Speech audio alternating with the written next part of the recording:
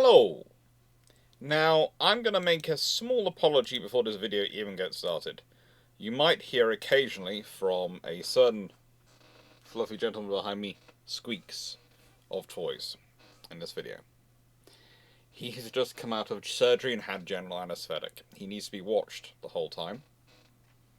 And seeing as Mum, currently not in the best physical state, and sister, not currently in the best physical state, he's going to definitely be with me.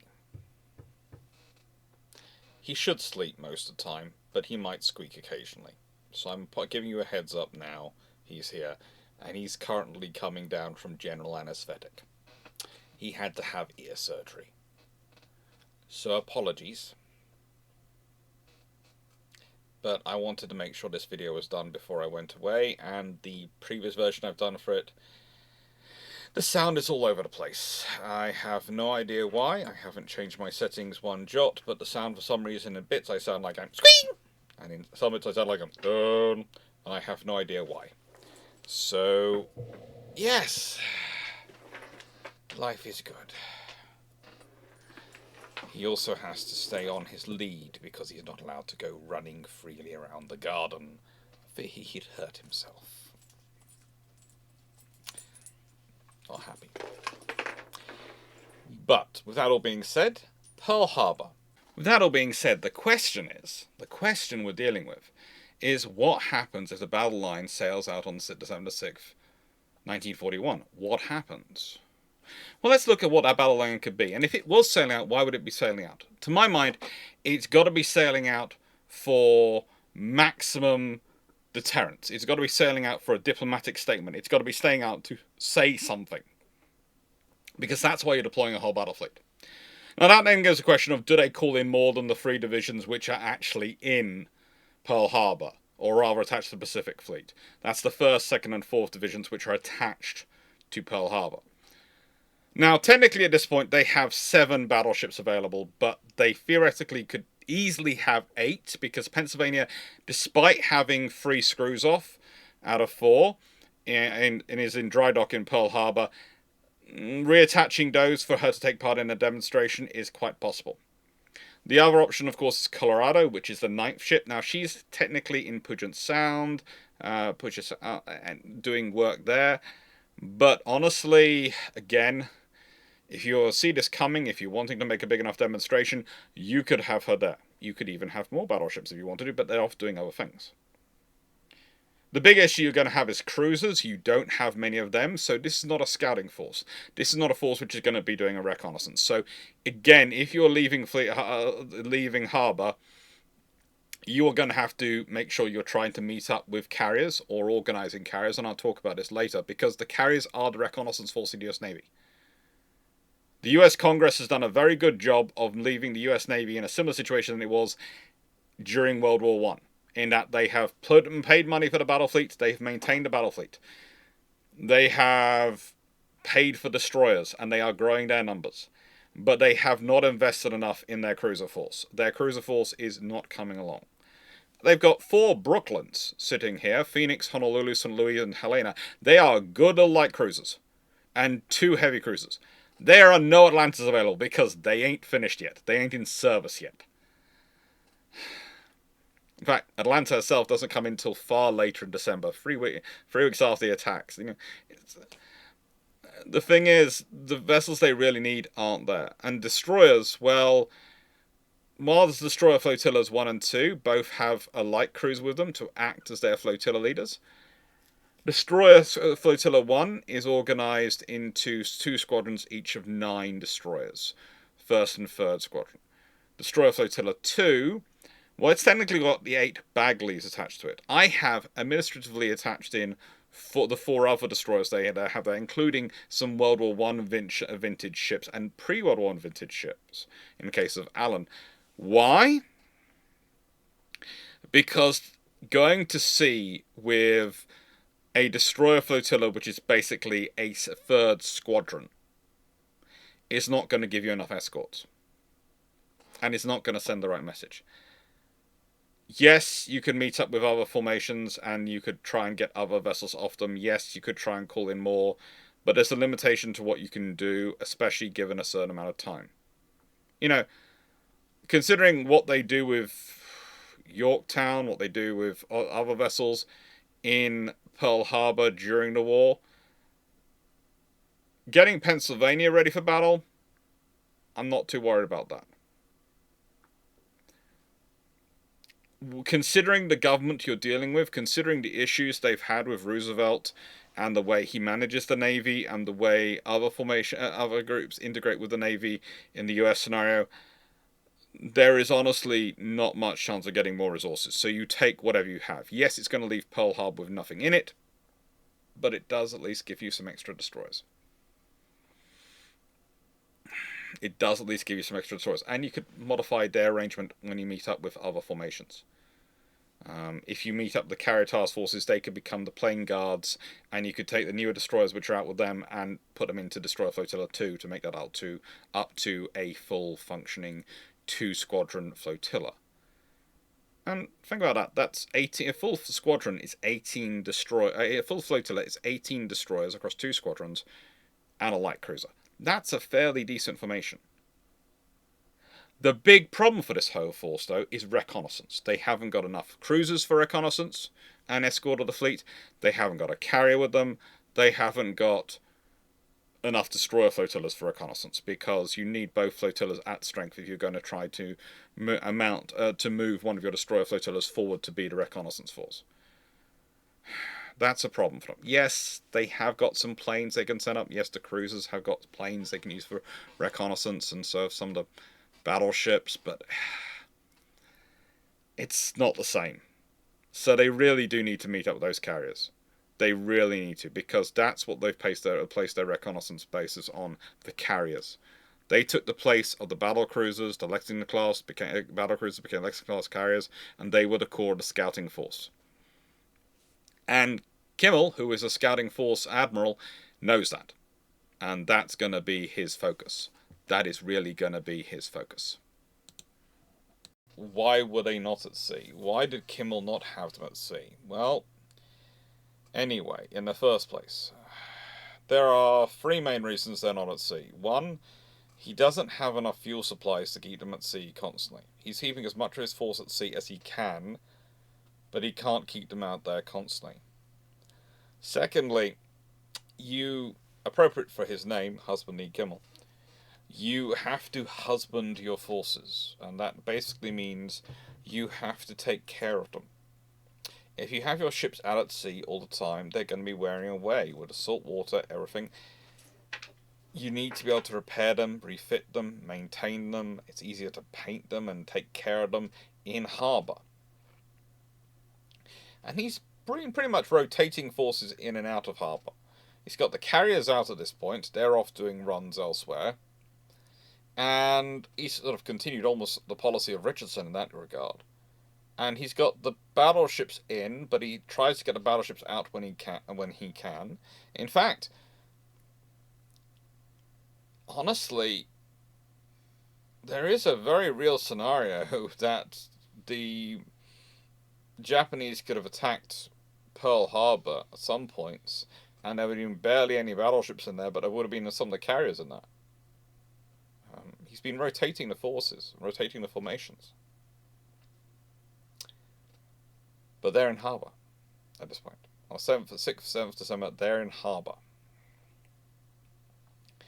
And another reason they're in harbour is because if you want him to be in command of the fleet, and you want to be in good communication with him, in this period, better communications are able to be had by the shore facilities.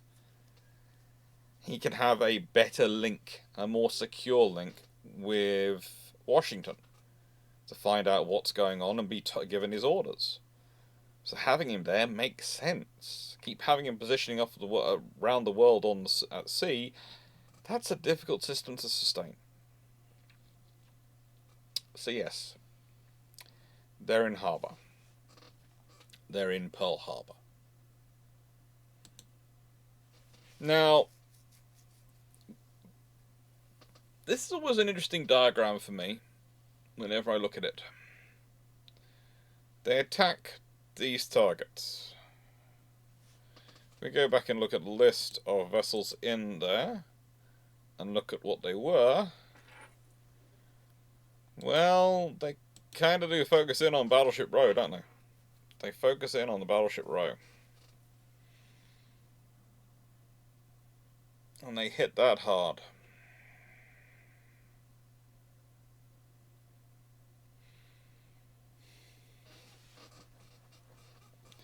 But the thing is, they missed the oil storage tanks, and they missed the headquarters, and they missed the submarine base,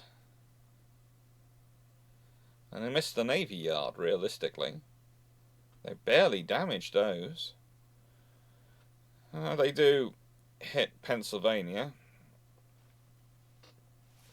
which is being maintained and looked after, but yeah, they don't really go for the Navy Yard.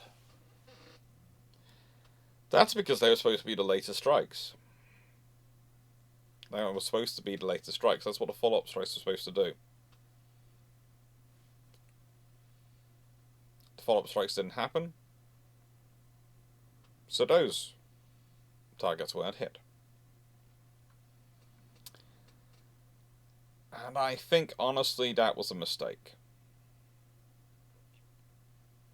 I really do think that was a mistake, especially the oil storage tanks. If Japan had really wanted to cripple the American capabilities for months, longer than they were crippled, and longer than they were set back, actually crippled them for months, taking out the oil storage at Pearl Harbour would have done colossal damage. Colossal damage to the American war effort. Mainly because, whilst they do have fast tankers, and a few of them, not enough, but they do have some of them, to be able to use them, they need to refuel them. And far more than actually getting fuel out there, you could get tankers out there. To actually replenish these tanks and set up the high pressure systems you need to quickly transfer fuel to ships so you can efficiently offload and unload the ships, those facilities, they are very susceptible at this period to damage. They're even susceptible to this day to damage. You take those out, those are going to take a while to replace. They are not machine parts which are sitting everywhere. They are not components which are just hanging around in a warehouse. So yeah, that would have caused a lot of damage. But they didn't do it. They didn't do it. But if they had done it, and I'm adding this bit in after the live, because during the live, Sal reminded me of something. He reminded me that was 11 Fleet Oilers, which I'd forgotten at that point in my notes. But also, he gave me some great figures. 4.5 million barrels of oil, roughly, stored at Pearl Harbour was the fuel storage. And that's a massive amount, but then you start to consider the sheer amount the fleet's using. The 11 Fleet Oilers could carry 750,000 barrels of fuel. And when what is going on with shipping, Sal of what is going on with shipping is commenting in your videos and giving you information, you take notice and you add it into your recorded video, because that's what sensible historians do. Because you go and check your recorded video and see if you read out of your notes the stuff from that. If you didn't, you add it in and make sure it is in, because it's a very salient point. The pre-war monthly consumption was 400,000 barrels. In the first 9 days of war, they would actually use 750,000 barrels. So if you damage the tanks, even 25 or 50% causes, as Sal puts it, major headaches. And you have to shift US tankers. Now, I've been talking about the issues of doing that. The issues of infrastructure in terms of rebuilding the tanks. If the tanks are destroyed, it is a major setback for the US war effort. Yes, they can recover the fuel, but it's going to be in America, not in Pearl Harbour. Yes, they can set up a tanker chain, but that's going to require tankers to be sent there. And loading, offloading those tankers, it's not going to be as efficient as pumping them from the shore facilities. This would be a huge project to rebuild it quickly. And as I've said before, there's a lot of delicate machinery in here, which is in A, in high demand, and B, not very easy to get hold of, and you need it in a lot of places simultaneously. You want to expand oil production in your oil fields, you're probably going to need similar pumps. You want to expand terminals, you want to expand... And please note, I said similar, not the same. They come usually from the same companies. And those companies often don't have a high throughput of production. Not in this period. So that would have been a big issue.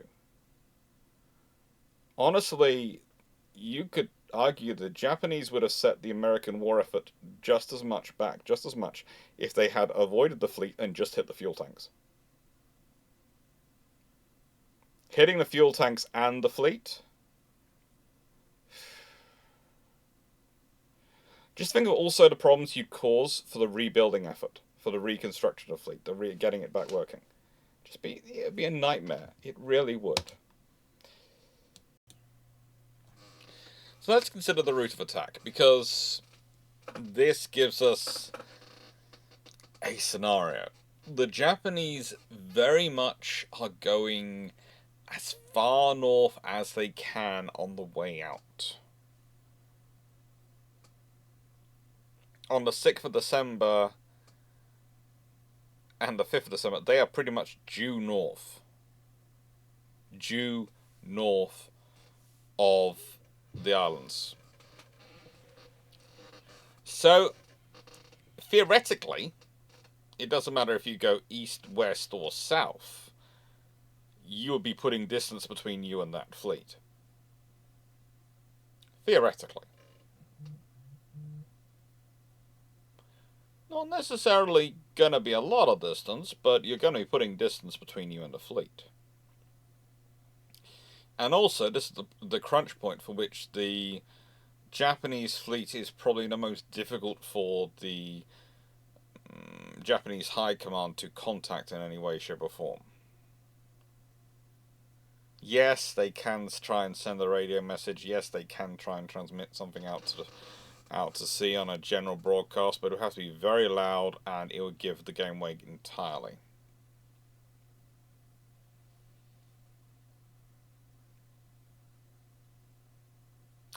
Head in the right direction, though, and your fleet, which has gone out to sea, could be meeting up with Lexington and Enterprise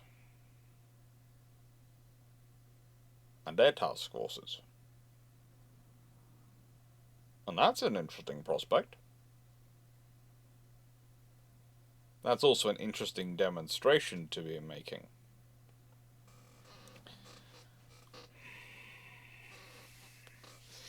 If they did, would that really help them in any scenario? Well, considering the obsession of the Japanese pilots with the battleships, if it came to a fight, theoretically having all those battleships in your force with your carriers would mean that they would act as bomb sponges, taking the hits while the carriers could get on with dealing out the damage.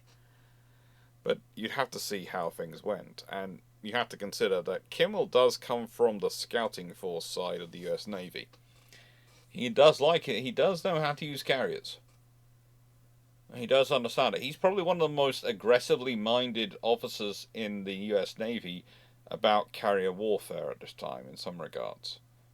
And you can see that with his first... the moment Hawaii's attacked and he's dealing with issues, literally, the first thing he does after sorting out the ships in harbour, after getting all the things in process doing that, is he starts working out how to attack, and he's planning on attacking back with carriers.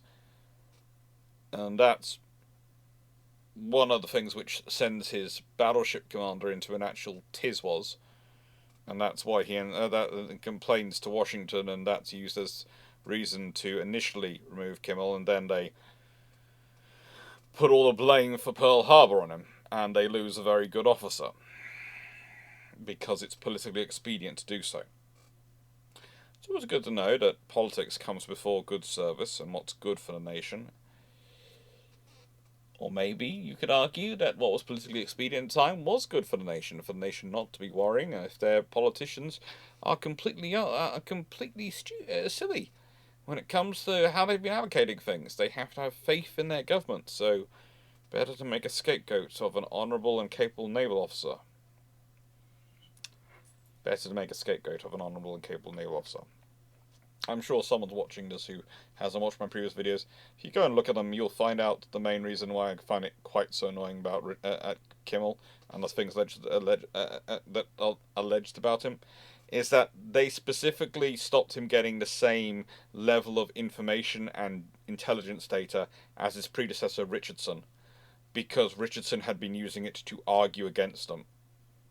And so the idea was, as I can see it, though it's never been confirmed, was we don't want Kimmel starting to cause us trouble like Richardson did, so we just won't give him the information. And so he's doing everything he can on the information he has available. It's just he's not getting all the information that is available. So when he's accused of, you positioned your ships wrong, you did this wrong decision, he's going, well, I didn't have the data, so I'm positioning the ships and the things as best I can. Both him and the army commander are in the same situation. They can only position things as well as they know where they are. So there are options. Basically, if they head north, though, that's a problem. Heading north, they're going away from support, and they could lumber into the Kido Butai. Again, at night, they might win it. They've got enough force, they might win it. They might also suffer a devastating torpedo attack. There also could be a whole confusion of, we're not supposed to be fighting them yet, that's supposed to be tomorrow morning. What do we do? And that could lead to all sorts of weirdness, which could end up leading to a general melee battle. Which would be quite interesting. The Kido Butai of the Pearl Harbour strike versus the battleship line of the US Navy in the middle of the night, having got far too close to each other as everyone dithered over what to do. And then someone opens fire, and then they all just start opening fire on each other, not sure who's a friend or who's foe. Yeah, that sounds a good way for a lot of ships to get killed. But also sounds kind of like what would probably happen.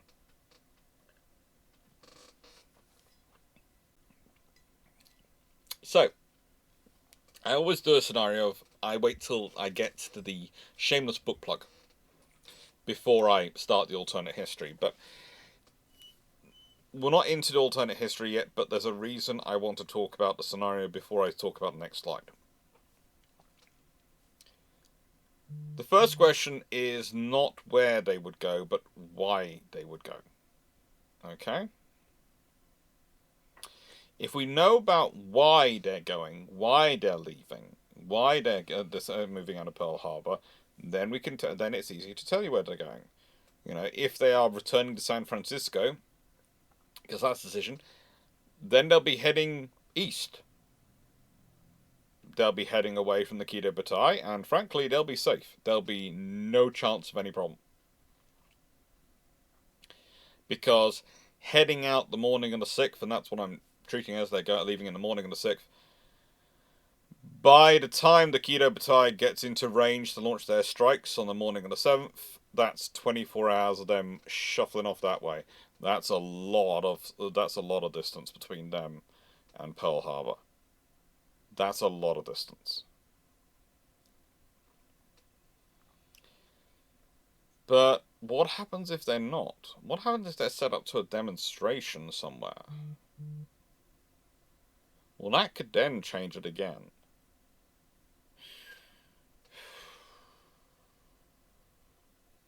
Now, south, if they're heading south, that's definitely putting distance between themselves and the Kido Butai.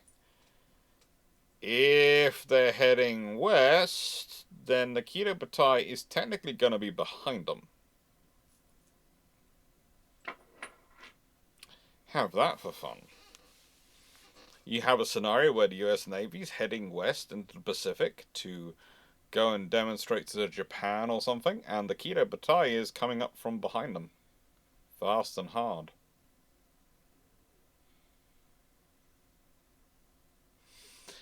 That's a scenario which could be problematic, even if they did manage to link up with other forces. For the Japanese, that would be problematic from a fuel perspective, but not impossible. After all, they do have enough fuel to get home, so theoretically they can do it. But they need to know about it, and they need to have the information available that what's happening is happening, so they can find the Americans and follow the Americans.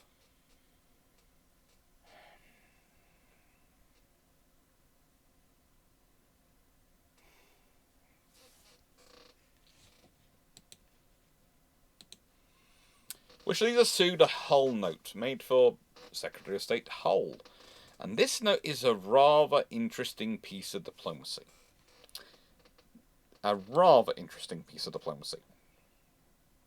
This is sent out on the 26th of November, which is almost a little over a week prior to the 6th of December. And that gives us an option here, because, and an actual option. It's a mutual declared policy. The government of the United States and the government of Japan, both being solicitous for the peace of the Pacific, affirm that the national policies are directed towards lasting and extensive peace throughout the Pacific area. That they have no territorial designs in that area. Always nice to hear that.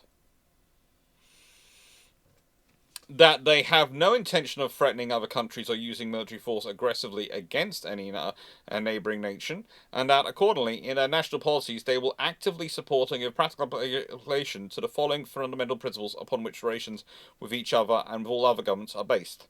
1. The principle of inviolability of territorial integrity and the sovereignty of each and all nations. 2. The principle of non-interference in the internal affairs of other countries. 3. The principle of equality, including equality of commercial opportunity and treatment. 4. The principle of reliance upon international cooperation and conciliation for the prevention and pacific settlement of controversies, and for improvement of international conditions by peaceful methods and processes. Furthermore, the government of Japan and the government of the United States have agreed that toward eliminating chronic political instability, preventing recurrent economic collapse, and providing a basis of peace, they will actively support and practically apply the following principles in their economic relations with each other and with other nations of people. 1. The principle of non-discrimination in international commercial relations. 2. The principle of international economic cooperation and abolition of extreme nationalism as expressed racism ram excessive trade restrictions. Sorry. Ugh. Ram. Fun times. That word disturbed me. The principle of non-discriminatory access by all nations to raw materials supplies. The principle of full protection of the interests of consuming countries and populations as regards the operation of international commodity agreements. 5. The principle of establishment of such institutions and arrangements of international finance as may lend aid to essential enterprises and the continuous development of all countries, and may permit payments through process of trade consonant with the welfare of all countries.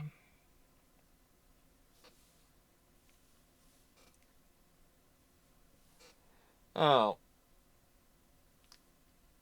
The thing is, though, that lovely section 1 has a section 2. And the section 2 is what might lead to what we're talking about. The government of the United States and the government of Japan, always fun, will endeavour to conclude a multilateral non-aggression pact among the British Empire, China, Japan, Netherlands, the Soviet Union, Thailand, and the United States. Both governments will endeavour to conclude among the American, British, Chinese, Japanese, Netherlands, and Thai governments an agreement whereunder each of the governments would pledge itself to respect the territorial integrity of French Indochina, and in the event that there should develop a threat to territorial integrity of Indochina, to enter into immediate consultation with a view to taking such measures as may be deemed necessary and advisable to meet the threat in question. Such agreement would provide also that each of the governments party to the agreement would not seek or accept preferential treatment in its trade or economic relations with Indochina, and use its influence to obtain for each of the signatories equality of treatment and in trade and commerce with French Indochina. The government of Japan will withdraw all military, naval, air, and police forces from China and from Indochina. The government of the United States and the government of Japan will not support, militarily, politically, economically, any government or regime in China other than the National Government of the Republic of China, with capital temporarily at Chongqing. The government Both governments will give up extraterritorial rights in China, including rights and interests in and with regard to international settlements, concessions, and rights under the Boxer Protocol of 1901. Both governments will endeavour to obtain the agreement of the British and other governments to give up to extraterritorial rights in China, including rights in international agreements and in concessions and under the Boxer Protocol of 1901. The government of the United States and government of Japan will enter into negotiations for the conclusion between the United States and Japan of a trade agreement based upon reciprocal, not most favoured nation treatment and reduction of trade barriers by both countries, including an undertaking by the United States to bind raw silk on the free list. The government of the United States and the government of Japan will respectively remove the freezing restrictions on Japanese funds in the United States and on American funds in Japan. Both governments will agree upon a plan for stabilization of the dollar-yen rate, with the allocation of funds adequate for this purpose, half to be supplied by Japan, half by the United States. Both governments will agree that no agreement with which either has concluded with any third or powers shall be interpreted by it in such a way as to conflict with the fundamental purpose of this agreement, the establishment and preservation of peace throughout the Pacific era. Both governments will use their influence to cause other governments to adhere to and to give practical application to the basic political and economic principles set forth in this agreement. Now, this all sounds great. For some reason, Japan didn't go for it. I can't think why. It could be the fact that, realistically, for Japan, as the weaker nation in the dialogue, they were being asked to give up quite a lot, whereupon America didn't seem to them to be asked to give up anything. Because the Americans weren't agreeing to anything they didn't already agree to. They weren't changing anything of their theoretical policies. Now, the thing is, if you were conducting this sensibly, you'd give a timeline for a response. And if you hadn't heard anything, you mobilise your fleet. It's full Pitt-style diplomacy. The thing is, this goes out on the 26th of November, 1941. If you consider that, and if we consider that at all, that is a week before the 3rd of December, 1941. And if you said, right then, we're going to adjust for time as we're going to give them to the 4th of December, 1941 to respond, just in case things get confused or delayed. Okay. So your orders will be prepared to go to sea on the 5th. That'd be fine. Head to sea on the 6th. And that's a perfectly practical thing for the fleet to be warming up by. To have a day's warning to put to sea, get everything in position, get everything that can be got out. Frankly, it makes sense. It makes sense. It's a viable opportunity, and it's a viable scenario. Okay. So that puts the fleet at sea. So that's the scenario we're going to go with. And the whole note is the reasoning. Setting a timeline for such an operation, for such a movement, would be sensible. You sound like a steam train. You okay? Whistling steam train. He's asleep. General anesthetic is fun with dogs. It really is. Anyway. Shameless book plug. So this is the part in the video where I get to say thank you. Thank you for helping me. Thank you for helping the channel. Thank you for supporting everything I'm doing with naval history. Thank you for making all the research I do possible. And, thank you for liking, sharing, and subscribing to the channel. But it's also where I get to help you. Because here's a trick, which you might not realise with YouTube, but I'm going to be drumming it home from now on for a long time, this trick. YouTube likes to tell you what you need to watch. You see, if you just click subscribe, it'll automatically by default go to a bell, which is just the outline of a bell. And they take that as personalized. So that means the YouTube algorithm will decide what they think you're going to like of the people you like, and then they'll show you that. But if you click on that bell, and you make it go to a solid bell, a solid filled-in bell, well then, I have news for you. You get to decide what you want to watch, because you'll get alerted whatever video comes out from the person you're subscribing to, and you get to decide what you want to see. That's better, isn't it? You getting to decide. I love YouTube. Without them, I wouldn't have all this opportunity. But I don't like them telling me what I want to watch. I like to choose that myself. Sometimes I want to watch things from Linus Tech Tips. Sometimes I want to watch Drakenfell. Sometimes I just... the other options are just phone Drak. But, we'll leave that well on side. Well, sometimes, whatever it is I want to watch. Sometimes I'm watching the Chieftain. I love watching his videos. I am one of the people who signed up to an emotional support missile. Was anyone surprised? I have an emotional support torpedo. Are we anyone surprised that I signed up for an emotional support missile? Anyone surprised I signed up for it? I'm hoping the giant one comes out, because I also want to get one of the giant torpedoes. And I want a giant missile to go with it, so I can just have them crossed above my head, so that every time someone goes, but torpedoes, but hypersonics, I can just go, and you think I've forgotten those when I'm saying this? They are literally crossed above my head. Enjoy. But no. You be in charge. You choose. And Shameless book plug. If you haven't bought this book, I highly recommend it. I am not biased about it in any way, shape, or form, and there are more books coming. If certain creatures, instead of every time I set something down for an editing time, wouldn't decide they're going to have surgery. Okay. Easy, good fluff. Thank you.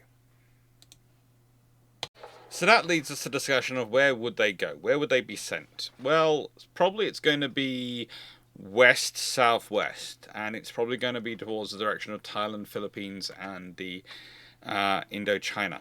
So it's going to be towards the direction of the South China Sea. Probably, honestly, I would say probably by the southern route. Probably by the Philippine Sea, Celebes Sea route. If you're not quite sure what the Celebes Sea is, it's literally that bit you can see between Indonesia, the Philippines, that sort of that area, coming in from that angle, because that's going to be behind your own defences, behind, and allow you to pop into the Indochina from a very supported position. If you come in from the north, that's more of a statement, but it also exposes you more likely to Japanese submarine patrol routes and other things. So you're going to head west-southwest. Now, for you to be able to do that, there are two criteria, and there's something which I haven't discussed already, another sort of change of history. You're going to have to make sure you have your tankers available. So you're going to have had to gather in whatever fast tankers, whatever tankers you can grab to Pearl Harbour as part of the process. So that's really the big change in the process. The reason why this wasn't actually possible in historical timeline is because there weren't the tankers there. So the change you have to make is not just we're going to do this because you haven't responded to our note, but we've put in place the infrastructure, or rather the supporting elements, to make this possible. Again, it's not impossible to do this. This is all, there are systems available, these vessels are available, they're off doing other taskings. It's reprioritizing taskings. It really is reprioritizing taskings. With that being said, the first thing you're all going to come up to me and go is, but what about the submarines, Alex? What about the submarines off Pearl Harbour? Well, those submarines have an issue. They do really have an issue. They've got parasite craft on them. They're all carrying midget submarines. So, as lovely as they are, that means they're not really in intact configuration. They're not really in a configuration to go and start attacking the fleet going out to sea. Furthermore, on the 6th, they are moving into position. So if you're going to sea on the morning of the 6th, you could well have got to sea long before they got into position to actually spot you coming out. Or alternatively, even if they do see you going out, do they realise you're the whole fleet going out? Do they realise that, do they avoid you because they're trying to keep stealthy? Probably will do. So they're probably not going to do much, or if not anything at all. They might not even report what they've seen. Because their timeline is to launch those parasite craft at 0100 hours on the 7th. That means that's their priority mission, and the Japanese submariners are very mission orientated. The mission comes first. So when it comes to getting out of port, the odds are it goes fairly evenly. The big problem for the US Navy is going to be if anyone alerts the Japanese they're doing this. Now, people will probably talk about thinking about fifth columnists. There's a possibility. Although most of the Japanese Americans and Japanese residents of America who were rounded up, the vast majority proved to be not involved in anything like that. They were stuck in the concentration camps purely out of fear. And in the British experience, let's be honest, the guy who was the big problem for British Air Defence Command in Malaya was a British Indian Army officer who just about managed to scrape into the British Indian Army, who'd done 6 months in Japan, and basically it made him feel big. And by the way, according to the history of that stuff, that gentleman, he was taken back to Singapore because they found out what he was doing, and he disappeared before Singapore fell and was never found. There are various discussions as to whether or not a sergeant might have taken him out to the port and shot him, but the information about it is sketchy enough that no one's quite sure what happened to the gentleman. He had apparently been gloating to his wardens that they were going to be killed and he was going to be living in luxury when the Japanese took control of Singapore. That's not a sensible thing to do, but, he was not particularly the most sensible or brightest person in the book. Which means if that's the criteria, there could be others like that in the American service as well. But beyond, of course, all that is the actual professional agent in Hawaii, Takeshi Yoshikawa. Yoshikawa, yes. Who is posing as a vice consul. He's an IGN naval intelligence officer who's posing as Tadashi Morimura, who is claiming to be a vice consul. And he is pretty much pretending, but using diplomatic cover.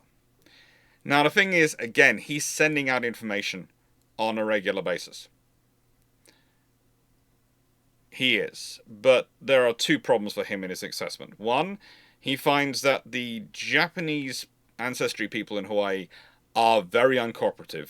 They are very Americanized, and they view him almost with suspicion.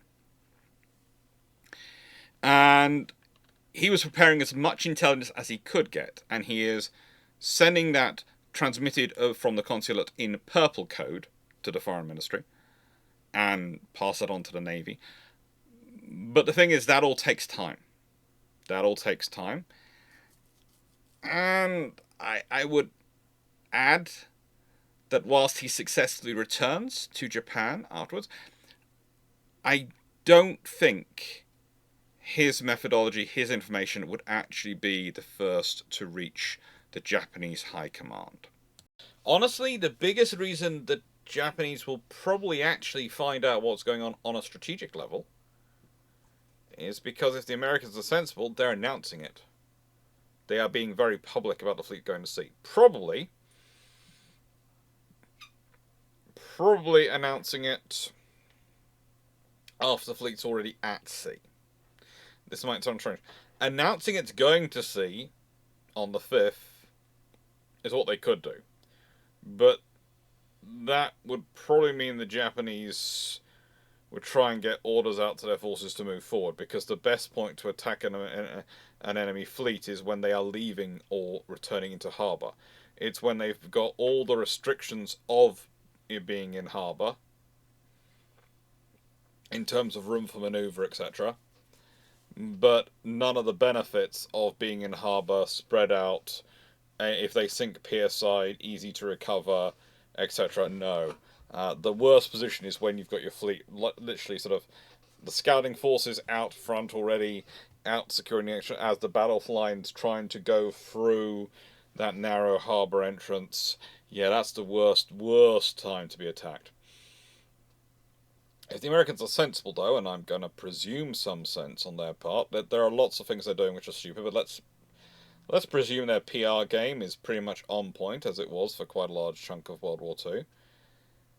And let's say they announce these things afternoon of the 6th, that the fleet is at sea and heading to South China Sea. Well, that would be the news release, and that would echo around the world. That would echo around the world massively. Honestly, knowing Churchill, it would send him into a bigger panic than the Japanese, because he'd suddenly be worried, well, hang on, what have we deployed? Nothing! Oh, I'm going to look weak! And we'd probably be trying to scramble and deploy the Mediterranean fleet or something. I could just imagine the phone call now with the admirals in charge. Leaving that to one side, the Japanese probably hear about it. Next thing is, would they meet up with Lexington's Enterprise? Well, that's 6 8-inch cruisers and 13 more destroyers added onto the force. Which isn't bad. That means the second flotilla can be pretty much brought up to full strength with the addition of the divisions in there, and that can keep things going nicely. 6 8-inch cruisers isn't too bad, and 2 full-size fleet carriers. That's a lot of fighters. A lot of bombers, a lot of fighters, and a lot of reconnaissance aircraft. The thing is, if we consider where they are on the 5th and 6th of December, and where they're manoeuvring, it would not be difficult. The fact is, the lovely, lovely Lexington only puts to sea on pretty much the 5th of December. So you might have even held her back. If you're going to be deploying the full fleet on the 6th, why are you sending out Lexington on the 5th? On the 4th? But there again, you might still do it. But either way, she could be meeting up with your force. On the 6th of December, she is notionally here. There is no difficulty of her for meeting up. That's also roughly where Enterprise is. They are not far apart on the 6th of December. So they could quite easily meet up with the fleet. And that's quite an addition to the force. That's quite a capable addition to the force.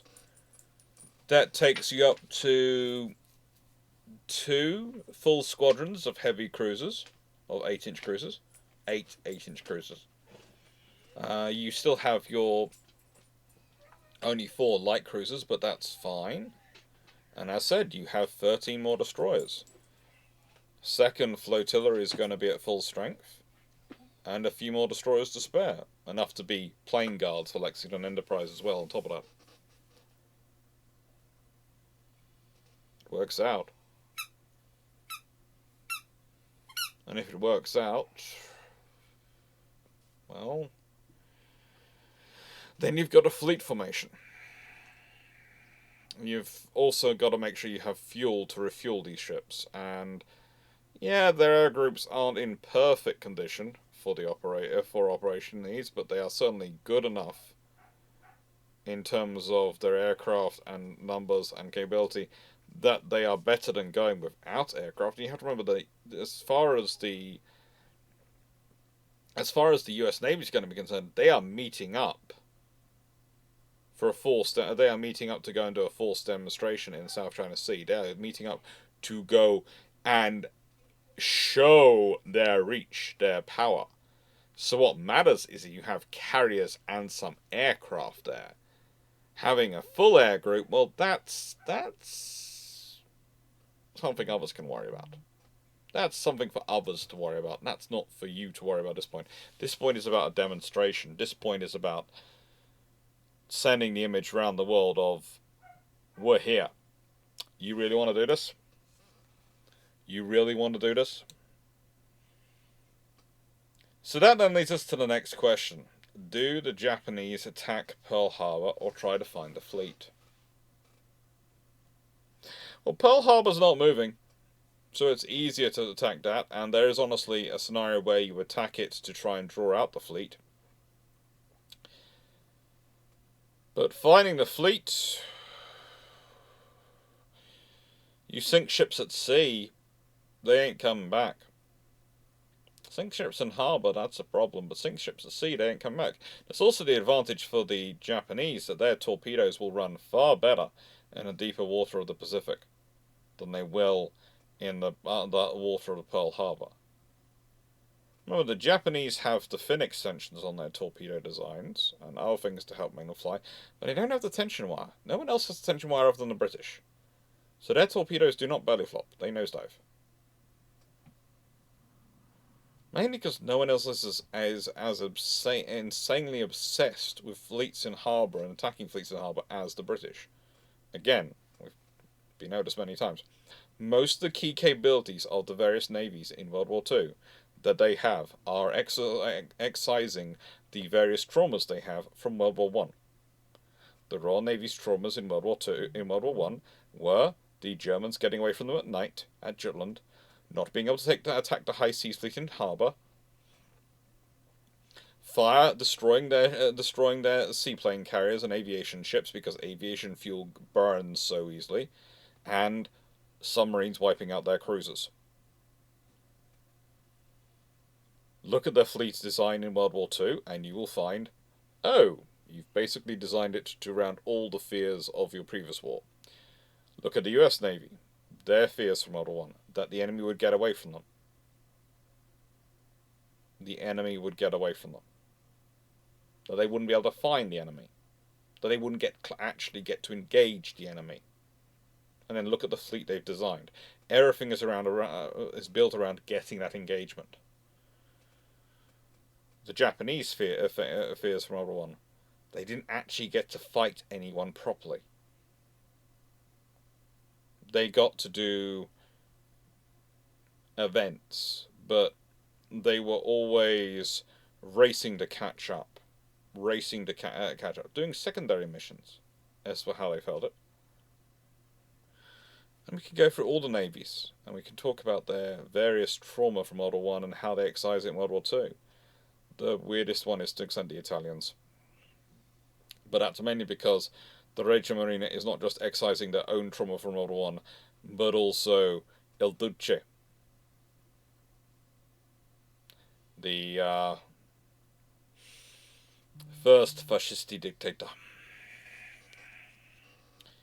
Did they try to attack Pearl Harbor or just try to find a fleet? My suspicion would be to find a fleet, but I think I'm going to try and give you answers to both, because I think that's fair. So if they go for Pearl Harbor, what happens? So, if Japan decides to attack Pearl Harbor, there is some sense to this. There's still the infrastructure there, which is worthwhile targets. They know where it is, which they don't know necessarily where the fleet is. It's even weaker, and so without the fleet there, they have even less air defenses, etc. And more importantly than that, how psychologically embarrassing is it going to be for the US Navy to have their base decimated the moment they were left? It could be problematic. Now, the thing is, if they do go and hit Pearl Harbor, then what probably happens is the US Navy, or the Pacific Fleet, is going to try and go north to try and find them. Wherever it is, it's going to try and block them off from getting home. So that will probably lead to some form of confrontation.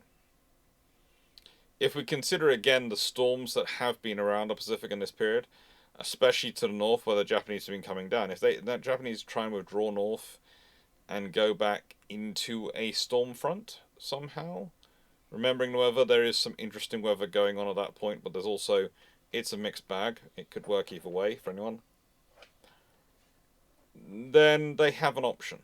They have options. But I think you probably do end up with some form of fleet battle between the Kido Butai and the US Pacific Fleet. Under that scenario, the Japanese are going to go for the heavy units. But that's as long as they find the Americans quickly enough to do it. If the American scout aircraft spot the Japanese first, and considering there are probably going to be a lot of aircraft out trying to hunt them down after the attack on Pearl Harbour, and there's going to be some very interested and focused people on those hunt downs, and if they wanted to do Midway on their way back, that they're definitely going to be running into the Pacific Fleet. It leads to a fleet battle. Now, the Japanese carriers are going to have an advantage of numbers and sheer quantity of aviation capability. But the US carriers have the advantage of having battleships around them to act as ship shields. They will slow them down. They'll slow down the movements of the carriers, keeping with those battleships, because they are not the fast battleships the Americans are building. These are very much the traditional battle line of the US Navy, which is standard battleship slow. I think he might be feeling a bit better. He's starting to play with his toy. Good boy. But saying that, those battleships have a hefty amount of AA firepower. Added to that, the heavy cruisers. If they know there's a carrier heavy formation out there, they might well be keeping back, or might well be trying to hunt them. There is no doubt that I think the Americans would presume there was going to be a mass carrier force involved. And then that carrier force would outnumber their two carriers. They can't get a reinforcement third carrier anytime soon, so honestly, there is part of me which wonders if their option is to risk a battle and try and engage, and I think that's probably what the nation and Kimmel and the forces would expect themselves and would go for it. But there's also a sensible scenario where they don't. Because under this scenario, they could lose a lot of ships. They could lose a lot of ships in that battle. 6 carriers versus 2. Yes, they've got battleships to act as protection, but let's say the Japanese don't take out the carriers, but let's say they take out the battleships. The loss at Pearl Harbour was great, but it could have been worse. But there again, the battleships are able to maneuver in this scenario. They are not prone targets. Yes, the torpedoes will work in this scenario, but the battleships will be moving. So more torpedoes will work, but the battleships are going to be harder to hit.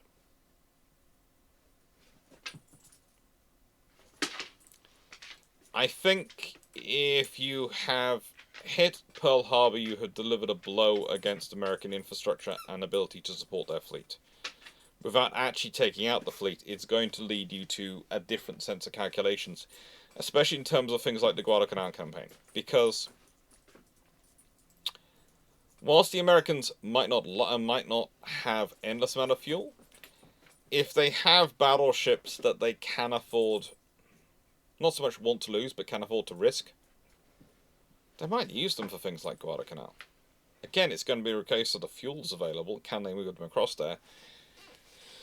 But if they haven't lost them, and if they convince themselves their value, then, yeah, you could well see battleships turning up for the Guadalcanal campaign. Which would be interesting.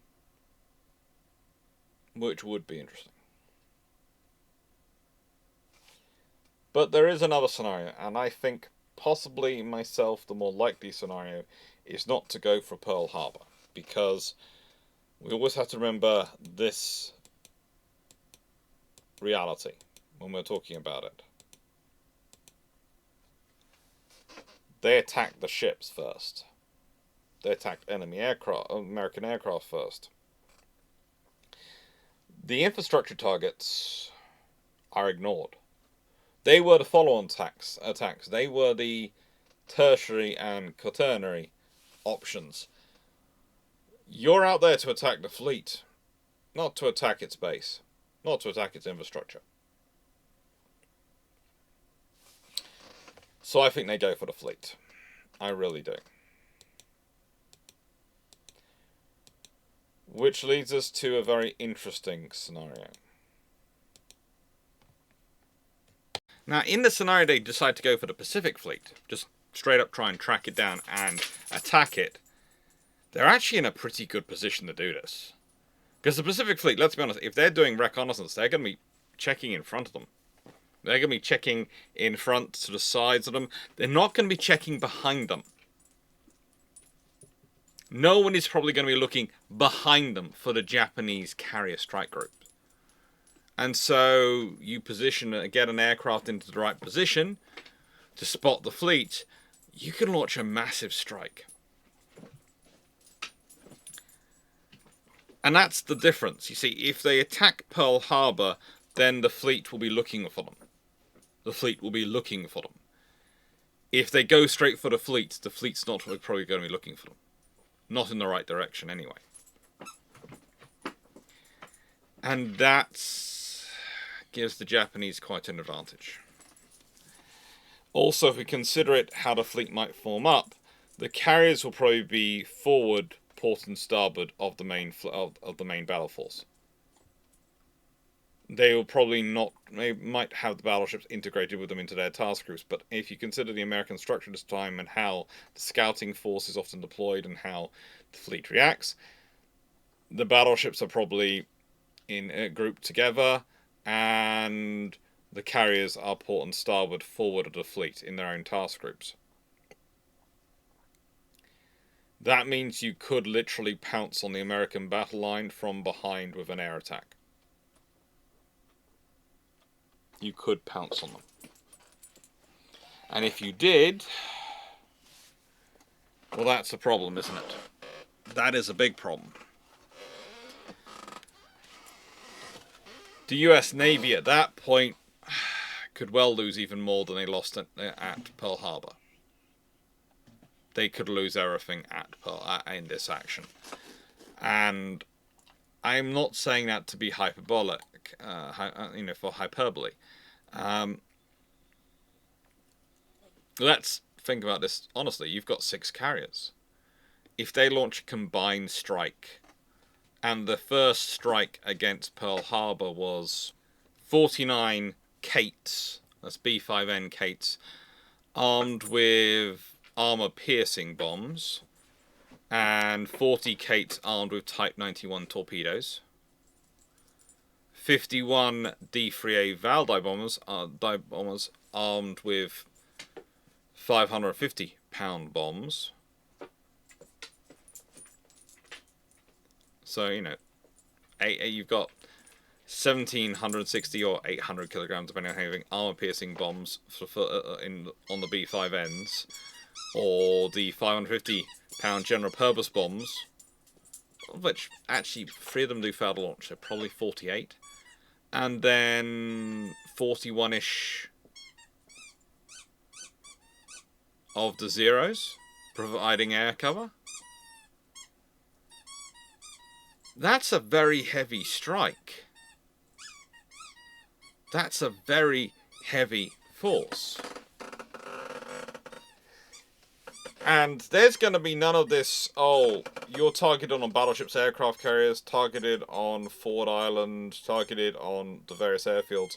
You're going to be targeted on the aircraft carriers and battleships from the get-go. Because for the Japanese, taking out those is the advantage. Taking out those is the advantage.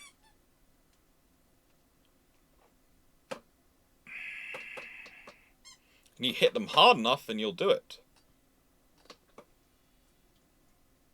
Now, if they manage to get that first wave to hit, they might launch even more, because let's be honest, they have the ability to launch more than that. They divide it into first and second waves, and they have these things going up, but they could launch more. They could launch them more quickly. You could find yourself, especially if they're going for a carrier force, you could find that second wave launched almost immediately.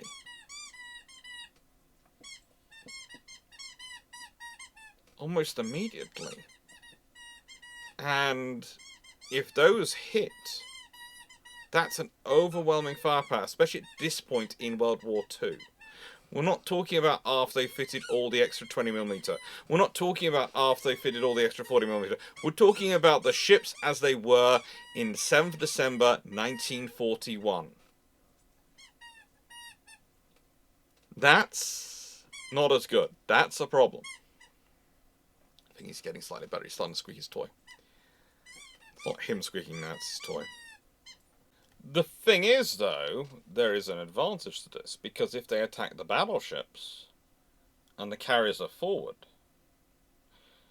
then the carriers will launch a counterattack. They will launch a strike to try and go probably straight down, following the strikes coming at the returning strikes. They will probably have to launch. That's what probably will have to do. Launch their fighters to try and provide air cover, but also launch their strike aircraft to follow the Japanese aircraft returning.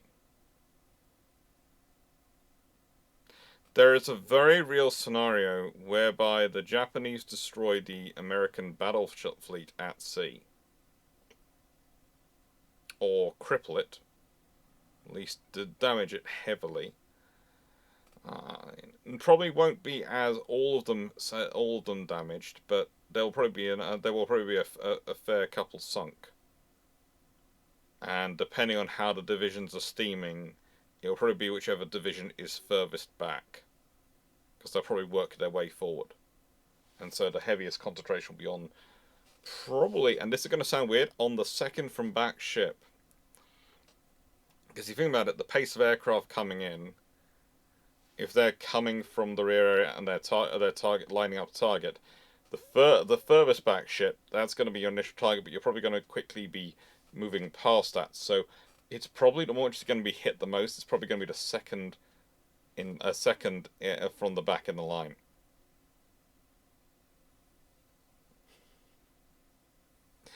It's the analysis of these operations. Once you start looking at them, there are very bad positions to be in. And in a fleet formation, it's usually second from back or second from the front. The carriers will probably launch a literally shot down the bearings of following the strikes back with their own strike aircraft to go into the Japanese carriers. And if they're rapidly organising and trying to generate aircraft as quickly as they can for follow-up strikes, yeah, they could be hit hard. It could be a Midway scenario, where the Japanese could lose 2-3 carriers. They might not, as I think all the fighters for the American side will be busy trying to defend their fleet, so they might not have fighter escort for their strike aircraft going in. But if they've been sensible and have literally followed on behind the strike aircraft returning, then they might be able to get close enough before the Japanese realise that not all the aircraft coming back are their own aircraft. Might be able to.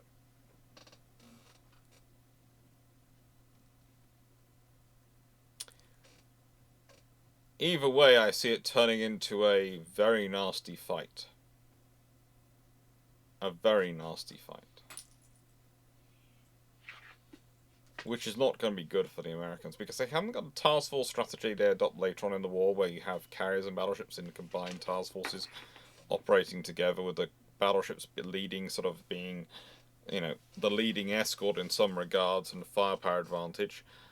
But also, they haven't got the huge carrier force yet that they were building ready to go.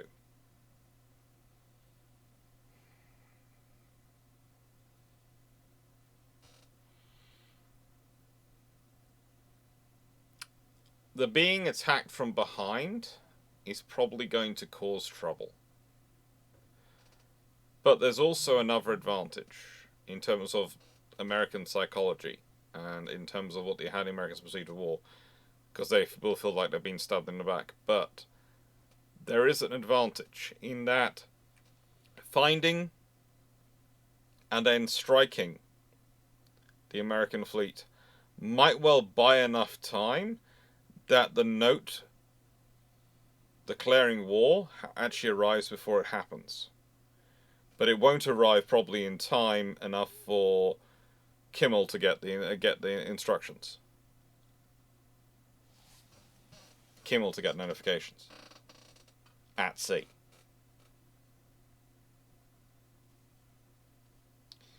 I think this is the scenario which ends up closest, probably, to historical events, because, again, the Americans will lose some battleships, but they won't lose as many. They won't have as many damage. They won't have them all out of action. And I think it will probably lead to slightly more use of those ships going on. But probably won't, leave them in a good enough situation that the carriers are not still taking the lead. The carriers will be taking the lead again. They'll have to, because of the logic of the situation. But there is a scenario whereby in either one of those things, Pearl Harbour itself not being hit, especially in the first scenario. And in the first scenario, if Pearl Harbor's hit but the ships aren't damaged, then you can't blame Kimmel. Kimmel was ordered to sea. He wasn't there. It probably all falls on the army commander. The army commander probably gets the entire blame fall on him. In the terms of the at-sea scenario,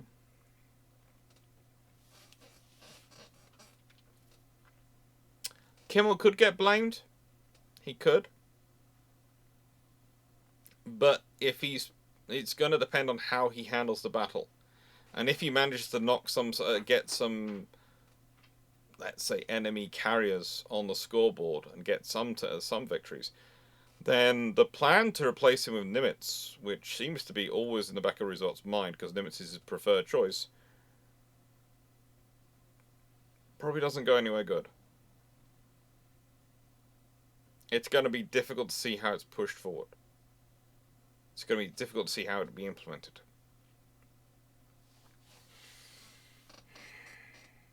Either way, they'd be interesting battles to wargame. The scenario of the Pacific Fleet hunting the Kido Butai after they've hit Pearl Harbour, and the scenario of the Pacific Fleet being hunted by the Kido Butai to launch their overwhelming strike on. I didn't have a separate summary page, did I? No, that's because I was going to use this for the summary. So we go back to this.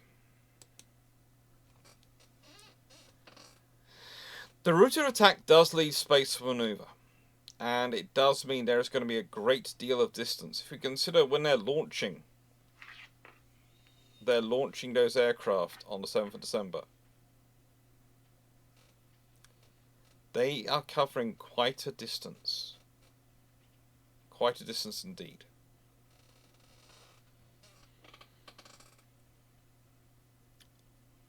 But, I do mean this as a but, whilst covering that distance is viable when you know what's your target, where your target is, if you don't know where your target is, if you want to have a shorter range strike, you want to have more fuel in the tank to be able to get home, to find home.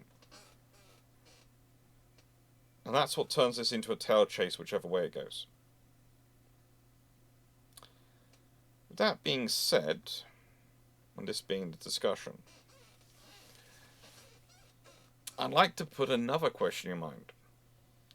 We're talking today about Pearl Harbour, what happens if the USN went to sea the day before. But I'd like you to think about another battle. What happens if the Regia Marina puts to sea at full strength on the 11th of November 1940? What happens if they put to sea at full strength on the 11th of November 1940? I'd love to hear what you think might happen there. Because it's a really interesting scenario once you start to look into the full fleet as part of the wider operation that Cunningham has available. Anyway, thank you for watching. Hope you liked. If you liked the videos, please do like, share, and subscribe. It really helps the channel grow. And remember what I said about the subscribe button. You choose, not YouTube. With that being said, what have we got coming up? Well, when this video comes out, it's going to be Saturday the 12th. I am back on the 13th for brew ships. I will be doing brew ships as normal on the 13th. So that means the 15th, which has not been announced yet. But it's going to be fun. Take care, thank you very much for watching, and hope you enjoyed. I hope you found this interesting.